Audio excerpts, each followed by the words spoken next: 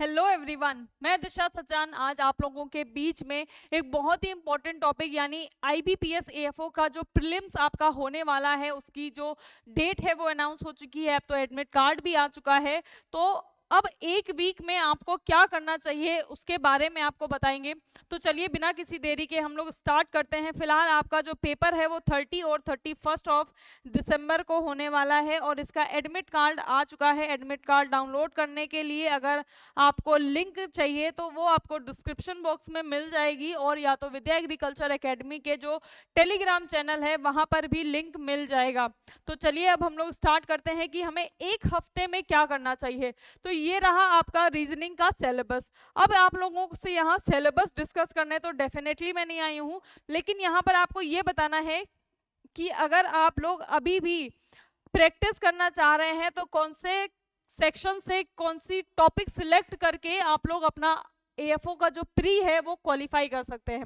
क्योंकि यहाँ पर सिर्फ क्वालिफाइंग ही चाहिए होता है हमें प्री में। प्री के जो मार्क्स होते हैं वो ओवरऑल में ऐड कतई नहीं होते हैं, इस वजह से प्री सिर्फ क्वालिफाइंग करना है। तो क्वालिफाई करने के लिए जो हमारा रीजनिंग, जो मैथ्स, रीजनिंग और इंग्लिश, तीन सब्जेक्ट यहाँ पर जो होते हैं, तो रीजनिंग, मैथ्स और इंग्लिश 50-50 क्वेश्चन सब में होते हैं। 50 क्वेश्चन सब में होते हैं। इंग्लिश में 50 क्वेश्चन होते हैं बट 25 यानी आधे नंबर का एक क्वेश्चन होता है। अगर हम लोग इसमें से टारगेट करके चलें, 15 क्वेश्चन हमें रीजनिंग में करने हैं, 15 क्वेश्चन हमें मैथ्स में करने हैं और 15 क्वेश्चन हमें इंग्लिश में करने हैं। इंग्लिश में बढ़ा सकते हैं 15 से 20, क्योंकि यहाँ पर आधे नंबर का एक होता है। तो अगर 20 क्वेश्चन करके आएंगे तब 10 नंबर मिलेगा। तो इंग्लिश में 15 से 20, अगर 15-15 भी आप लोग मोटा मोटा मान के चलते हैं, वो भी हमारे प्री क्वालिफाई करने के लिए इनफ होगा। तो अब वो कौन से टॉपिक हैं जिसको हम लोग पढ़ करके लास्ट के ये जो 1 वीक बचा है उसमें पढ़ने के बाद प्री क्वालिफाई कर सकते हैं, वो देख लेते हैं। तो सबसे पहले पजल सॉल्व करेंगे, डेली 2 पजल। ठीक है, सीटिंग अरेंजमेंट के कुछ क्वेश्चन हम लोग कर सकते हैं। जैसे सीटिंग अरेंजमेंट बहुत ज्यादा टफ नहीं आता, इनइक्वालिटी हो गया, ब्लड रिलेशन हो गया, सिलोजिज्म हो गया। तो इसके क्वेश्चन जो ये 3 टॉपिक हैं, इनइक्वालिटी, ब्लड रिलेशन और सिलोजिज्म, ये क्या होता है, बहुत टफ नहीं होता और लेकिन क्वेश्चन ये आते ही हैं। तो इसकी प्रैक्टिस करने से हम लोग क्या एक अच्छा स्कोर कर सकते हैं रीजनिंग में। ठीक है ना। अब आगे देख लेते हैं कौन कौन से टॉपिक हैं। ऑर्डर एंड रैंकिंग का हम लोग कर सकते हैं, अल्फाबेट सीरीज और यहाँ पर ये डिस्टेंस एंड डायरेक्शन, ये कुछ टॉपिक्स हैं जिनका सिलेक्शन यानी जिनको पढ़ने से हम लोग क्या कर सकते हैं, रीजनिंग में अच्छा स्कोर कर सकते हैं। तो बिना किसी टाइम वेस्ट किए अब हम लोग बात करते हैं इंग्लिश। इंग्लिश में तो क्लोज टेस्ट में क्या करते हैं, अगर मान लो 4 से 5 क्वेश्चन क्लोज टेस्ट में आते हैं, लास्ट ईयर तो 8 क्वेश्चन आए थे, तो इसमें से 3 क्वेश्चन तो हम लोग क्लोज टेस्ट के कर सकते हैं या 2 क्वेश्चन तो कर ही सकते हैं। क्योंकि 2 क्वेश्चन ऐसे होते हैं जो सेंटेंस पढ़ के हमें समझ में आने लगता है। रीडिंग कॉम्प्रिहेंशन बहुत जरूरी है। इसमें क्या होता है कि आपके 10 क्वेश्चन का एक आता है, टोटल 2 आते हैं कॉम्प्रिहेंशन, 20 क्वेश्चन हो गए आपके। अब यहाँ पर 20 में से आपने मान लीजिए 10 कर पाए, ठीक है, तो इतना ही बहुत हो जाएगा। अगर आपने यहाँ पे 20 में से 10 कर लिए हैं, क्लोज टेस्ट में आपने 3 कर लिए हैं और साथ में जो हमारा रीअरेंजमेंट यानी पैरा जंबलिंग वाले जो क्वेश्चन होते हैं सेंटेंस रीअरेंजमेंट के, उसमें देखो पूरा रीअरेंज करना थोड़ा टफ हो जाता है। ABCDEF करके सेंटेंस दिए रहते हैं, उसको हम लोग पूरा अरेंज करने में टाइम भी ज्यादा जाता है और वो टफ भी होता है। बट अगर हम लोग पहला और लास्ट बस 2 तो समझ में आने लगता है ना, सिर्फ पहला कि हाँ पैराग्राफ पढ़ा, इसमें से पहला तो यही होगा, लास्ट किसी में कंक्लूजन दिया है या किसी में कुछ वो समझ में आ जाता है कि ये लास्ट होगा, यहाँ पर अब पूरे पैराग्राफ का कंक्लूजन दे दिया गया है। तो पहला और आखिरी 2 क्वेश्चन हमें करने हैं रीअरेंजमेंट से। तो यहाँ पर 13 + 2 हो गए ना 15, 15 हमने रीजनिंग में किए तो 7.5 नंबर यहाँ से हमें, 15 इंग्लिश में किए तो 7.5 नंबर हमें यहाँ से मिल जाएगा। ठीक है, अब इसके अलावा हम लोग क्या, जैसे कि यहाँ पर कुछ क्वेश्चन इंग्लिश में आते हैं फिल इन द ब्लैंक्स के, फिल इन द ब्लैंक्स में क्या होता है, कुछ क्वेश्चन ऐसे होते हैं जो बहुत इजी होते हैं, जिसको हम लोग पढ़ करके समझ सकते हैं कि इसमें क्या फिल किया जाएगा, ठीक है, तो वो हम लोग कर सकते हैं वहां पर। और कुछ आता है जो वर्ड होते हैं उनको अरेंज करना होता है, तो वर्ड अरेंज वाले क्या होते हैं, अब वहां पर दो ब्लैंक्स में एक ही वर्ड फिट होगा, तो वो वर्ड हम लोग दोनों सेंटेंस को अच्छे से पढ़ के वो लगा सकते हैं। अगर वो 3 से 4 क्वेश्चन है तो 1 से 2 तो हो ही जाएंगे। इस तरीके से आपको सिलेक्टिव चीज पे फोकस करना है, ना कि पूरा पेपर एक बार पढ़ने बैठ जाएंगे उसके बाद देखेंगे, नहीं, ऐसा बिल्कुल नहीं करना है। टाइम को बचाना है। 40 मिनट्स आपको मिलते हैं, उस 40 मिनट्स में 20 मिनट्स तो आपके सिर्फ पैराग्राफ लेके जाएगा। 20 मिनट आपका पैराग्राफ लेके गया तो सोचो 20 मिनट्स में आपको बाकी पूरा पेपर करना होगा, ठीक है।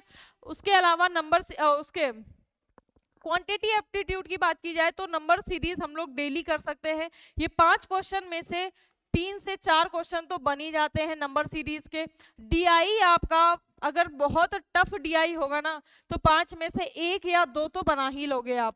और डीआई के लिए सबसे इंपॉर्टेंट, अगर आपने अभी कुछ नहीं पढ़ा है तो एवरेज पढ़ लेंगे, परसेंटेज पढ़ लेंगे और रेशियो एंड प्रोपोर्शन। अगर आपने यही 3 टॉपिक पढ़ लिए तो आपके डीआई में 5 में से 2 क्वेश्चन तो एकदम सही हो जाएंगे, ठीक है, क्योंकि डीआई हमारी काफी आती है, 20 क्वेश्चन लगभग डीआई से आता है। तो अगर आपने यहाँ पर क्या किया, ये 3 टॉपिक पढ़े हैं तो एक डीआई से आप 1 या 2 कर लेंगे। बाकी प्रॉफिट लॉस होता है, काफी सारे और भी, सीआई होता है, कंपाउंड इंटरेस्ट, सिंपल इंटरेस्ट, ये सब पढ़ने का आप बिल्कुल टाइम नहीं है। अपना टाइम अब वेस्ट नहीं करना है, यूटिलाइज करना है, ठीक है ना। तो यहाँ पर जो होगा, ये 3 टॉपिक आपको डेफिनेटली पढ़ना है। अभी एक हफ्ते में ये 3 टॉपिक पढ़े जा सकते हैं। बात करेंगे सिंप्लीफिकेशन और क्वाड्रेटिक इक्वेशन की, तो ये बहुत सिंपल टॉपिक होते हैं। तो इस पूरी स्लाइड से, बस इसी स्लाइड से आप लोग रीजनिंग में 15 से मैथ्स में 15 से 20 नंबर ला सकते हैं।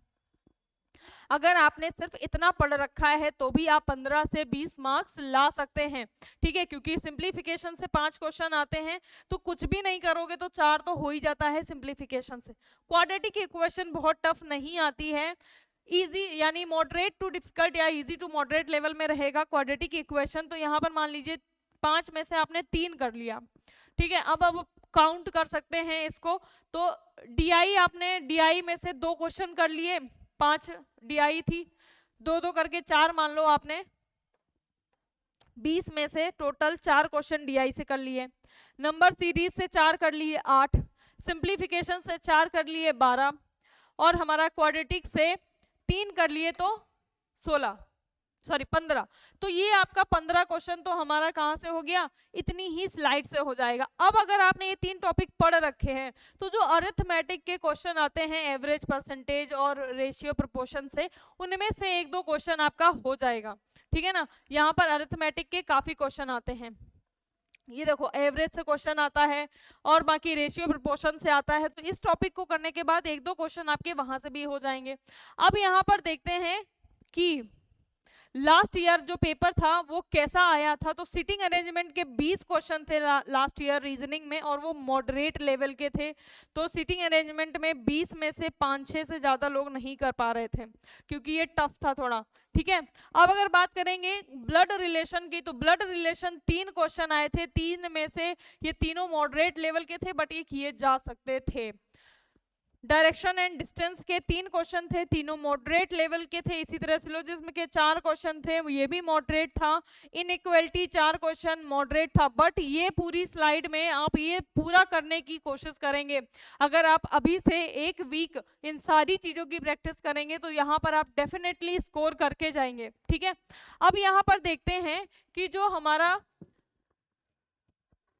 Meaningful words, pair information, Chinese coding, logical reasoning, इसके जो क्वेश्चन थे ये सारे मॉडरेट थे। यहाँ पर क्या था, जो रीजनिंग का पेपर था ये मॉडरेट टू डिफिकल्ट बोल सकते हैं इसको, कि ये मॉडरेट टू डिफिकल्ट लेवल का था, ठीक है। अब देखते हैं यहाँ पर क्या था, डीआई, रॉन्ग नंबर सीरीज यानी अप्रोक्सीमेशन, ये कैसा था, मॉडरेट था। अब डीआई के 20 क्वेश्चन थे लास्ट ईयर। अब इस 20 क्वेश्चन में से 4 से 5 किए जा सकते थे, ठीक है। 4 से 5 भी अगर आप इस 20 में से कर लेंगे ना तो भी इतना बहुत हो जाएगा। रॉन्ग नंबर सीरीज 5 थी, 5 मॉडरेट, पांचों थे। यहाँ पर रॉन्ग नंबर सीरीज के लिए बेस्ट मेथड क्या होता है, सब्सट्रैक्शन मेथड, ठीक है ना। जो भी नंबर दिया है उसको क्या करेंगे, जो डिफरेंस होता है उसको निकाल करके ये सॉल्व कर सकते हैं। तो 5 में से कुछ नहीं तो 4 तो कर ही लोगे। अब बचा अप्रोक्सीमेशन, ये इजी टू मॉडरेट था, यहाँ पर भी आप 4 कर लेंगे। तो इस समय आपको क्या करना है, कौन से टॉपिक पर सबसे ज्यादा ध्यान देना है उसकी बात कर लेंगे। डीआई डाटा सफिशिएंसी जो था उसके 3 क्वेश्चन थे, इजी टू मॉडरेट थे। अरिथमेटिक के देखो 15 क्वेश्चन थे, इस 15 में 2 तो आप कर लोगे क्योंकि आपने 3 टॉपिक पढ़ रखे हैं। टोटल जो 50 क्वेश्चन थे वो मॉडरेट लेवल के थे, ठीक है। अब वो डिपेंड करता है इस साल का पेपर कैसा आता है। अब इंग्लिश में देख लेते हैं, तो रीडिंग कॉम्प्रीहेंशन से 18 क्वेश्चन आए थे। 18 में से मान लीजिए आपने सिर्फ 10 किए, या मान लो 8 ही कर पाए। इसके अलावा एरर डिटेक्शन से आपने 1 या 2 ही कर पाए, कोई बात नहीं। फ्रेज जो आता है, फ्रेजेस जो होती हैं 5 में से 1 तो कर ही लोगे, क्योंकि कुछ फ्रेज जो होती हैं वो सेंटेंस पढ़ के समझ में आने लगता है, ठीक है। सेंटेंस रीअरेंजमेंट में 5, देखो सेंटेंस रीअरेंजमेंट में बहुत ध्यान रखना है कि पूरा रीअरेंज करने का टाइम नहीं होगा और पूरा रीअरेंज करने के चक्कर में पढ़ना भी मत। मेन फोकस अपना रखना पैराग्राफ में, उसको 3-4 बार पढ़ोगे ना तो अपने आप क्लियर होने लगती हैं चीजें। तो यहाँ पर रीअरेंजमेंट में क्या करना है, फर्स्ट एंड लास्ट, ये 2 यहाँ से आपको मिल जाएगा, first and last. Close test जो था वो 8 क्वेश्चन पिछली बार क्लोज टेस्ट का था, 8 में से 2 ही कर लोगे तो बहुत हो जाएगा क्लोज टेस्ट में। वर्ड अरेंजमेंट, देखो ये वर्ड अरेंजमेंट आया ना, एक ब्लैंक्स दिए होते हैं, दोनों में सेम वर्ड फिल किया जाता है, इस तरह का वर्ड अरेंजमेंट आता है। तो 5 में से 1 क्वेश्चन आप यहाँ से कर लीजिएगा। टोटल जो इंग्लिश का पेपर था वो इजी टू मॉडरेट था। पिछली बार जो प्री का पेपर था एएफओ का, वो अगर ओवरऑल देखा जाए तो मॉडरेट टू डिफिकल्ट लेवल था, ठीक है। अब इस बार क्या होगा वो तो अभी आपको 30 से 31 को पता चलेगा, और इसी वजह से जो कट ऑफ थी वो सिर्फ 17.5 या 75 ही गई थी, कट ऑफ बहुत ज्यादा नहीं गई थी क्योंकि पेपर टफ था।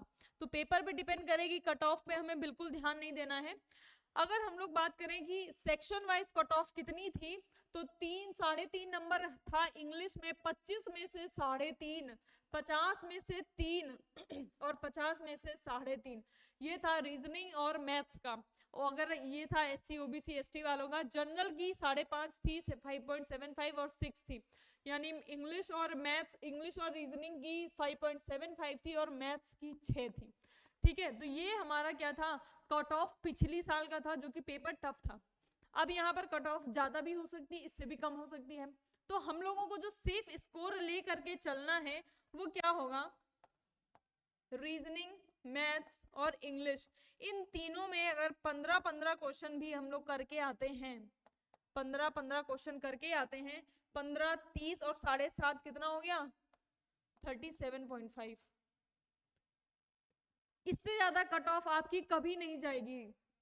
37.5 इज मोर देन इनफ। अगर आप सिर्फ 15 क्वेश्चन करके आ रहे हैं, बस आपको गलत नहीं करना है। अब ये नहीं कि 15 क्वेश्चन आए उसमें से 10 गलत कर दिए, इंग्लिश में 15 ही करके आए हो तो 4 गलत कर दिए, तो इतना गलत कर देंगे तो आप फिर नहीं क्वालिफाई कर पाएंगे। अगर आप 15 स्कोर करके चल रहे हैं, इतना मान के चल रहे हैं, तो आपको ये सही करके आने हैं।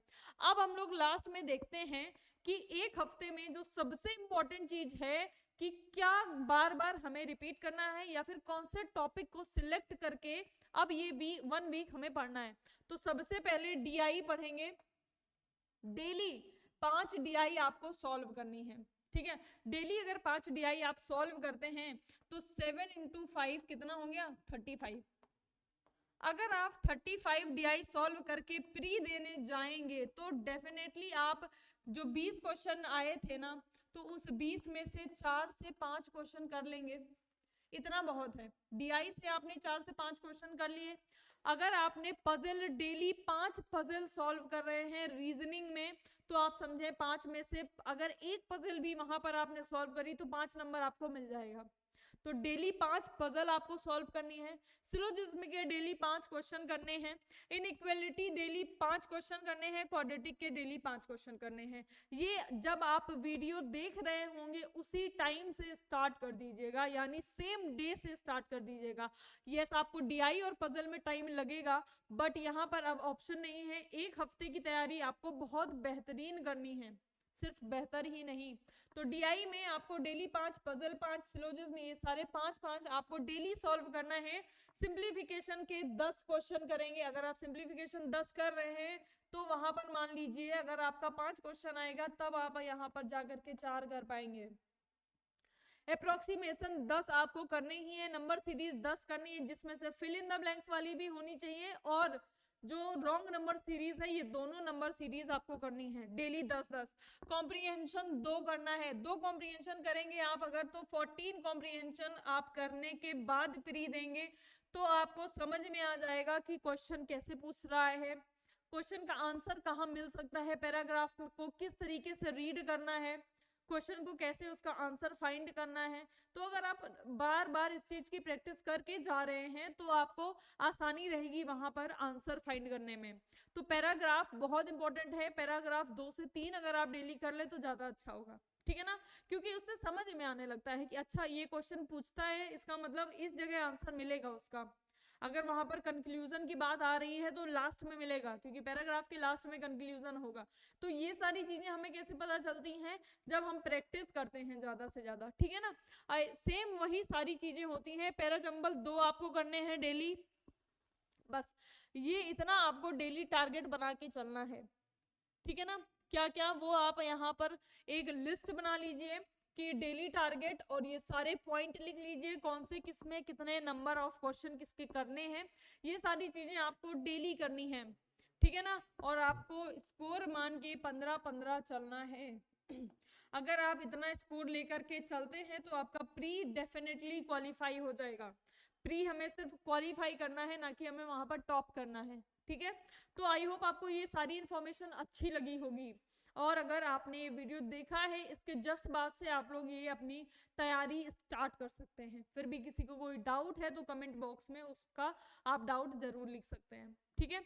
तो चलिए फिर ये सेशन यही एंड करते हैं। आई होप आपको ये सारी जानकारी अच्छी लगी होगी। So all the very best for you exam. बिल्कुल भी टेंशन फ्री, एकदम टेंशन फ्री होके जाइएगा। और धन्यवाद, थैंक यू सो मच।